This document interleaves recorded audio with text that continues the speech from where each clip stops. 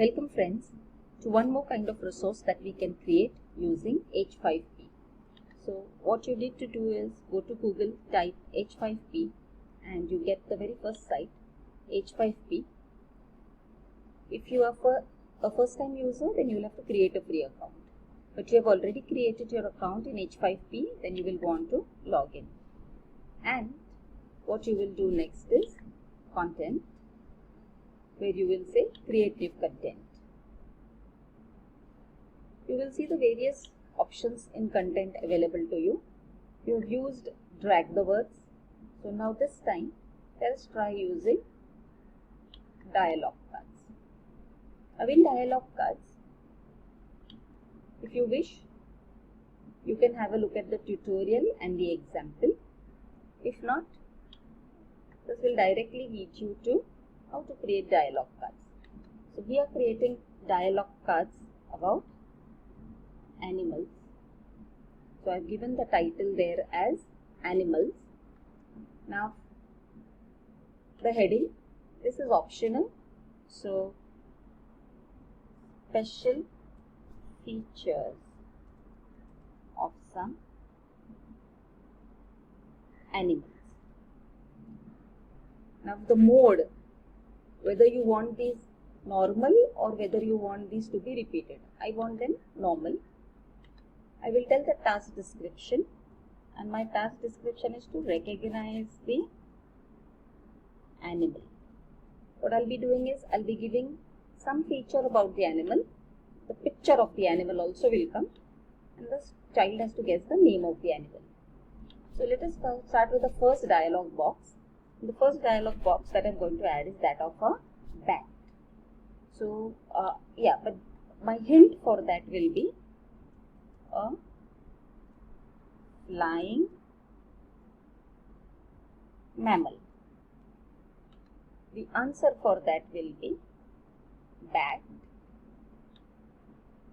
So remember, the first part of the dialogue will be a flying mammal. The answer for that, the student will look at the picture, look at the clue, and the student will say bat. It's good to have an image also. So I have got an image of a bat and I will add that image of a bat. All these images are free images which have been taken from free sites like Flickr, Pixabay and so on. You can also add an audio file so that the child can listen to the sound. In this case, I am not going to add an audio file. Now, I'll go on to adding my second card. So, I'll say add a dialogue. This time I will give the clue. I want to put the picture of a whale. So, I will say a mammal, or I will say an aquatic mammal.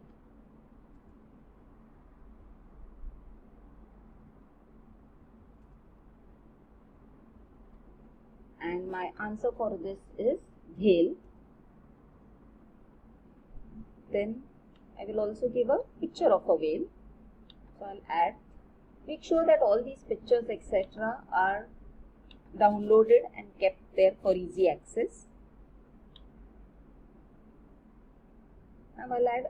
I can also give an audio file, maybe with some kind of clues. This animal is very huge, or it lives in the sea, in the ocean. So that is up to you if you want to add an audio file. Let us add a third dialogue. And this time I'm going to give the picture of a platypus.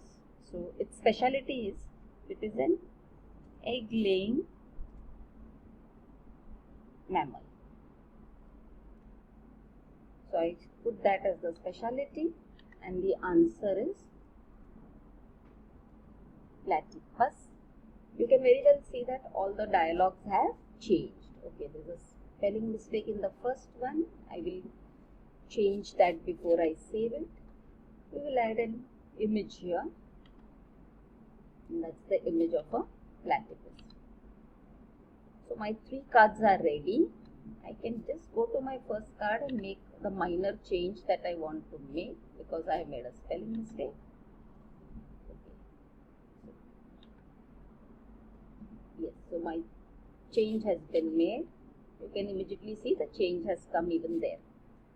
So we have got 3 cards with 3 animals and 3 special features. What we do now is we say save.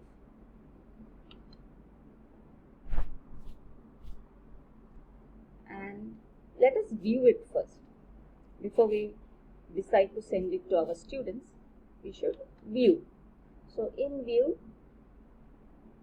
you will be able to see, recognize special features of some animals, recognize the animal.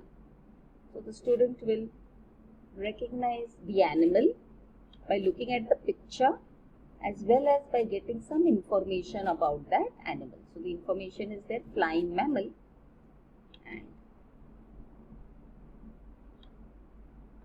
once he sees that, you will scroll down and say turn, and you get the same picture, but this time you get back. You can turn it again, right?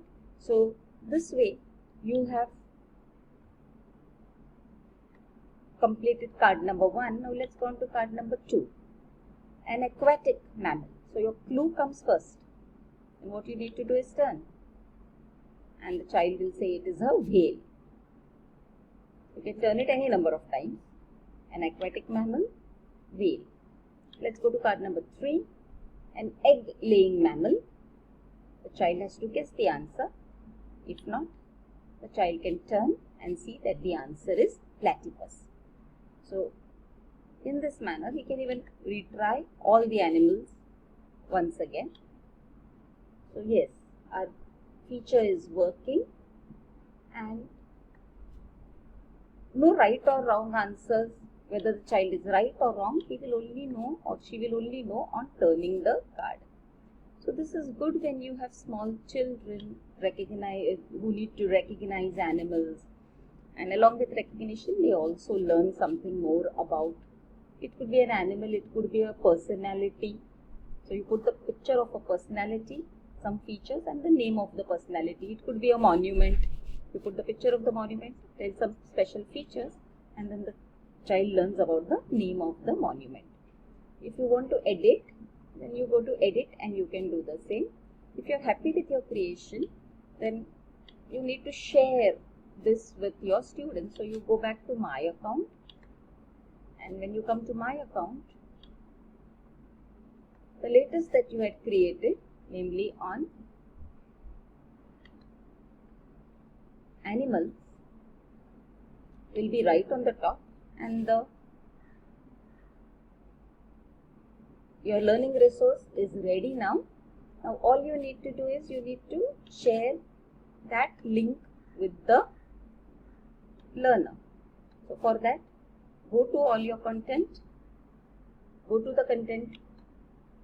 You will get, either you can save the link, you can copy the link address. It is always advisable to copy the link address and keep it somewhere, or else you can come to your site and you can look at the link address. So suppose I copy the link address. So I copied it. I hope I copied the right link address. Okay. So I'll just go back. So I come to I copy the link address and I open a new window.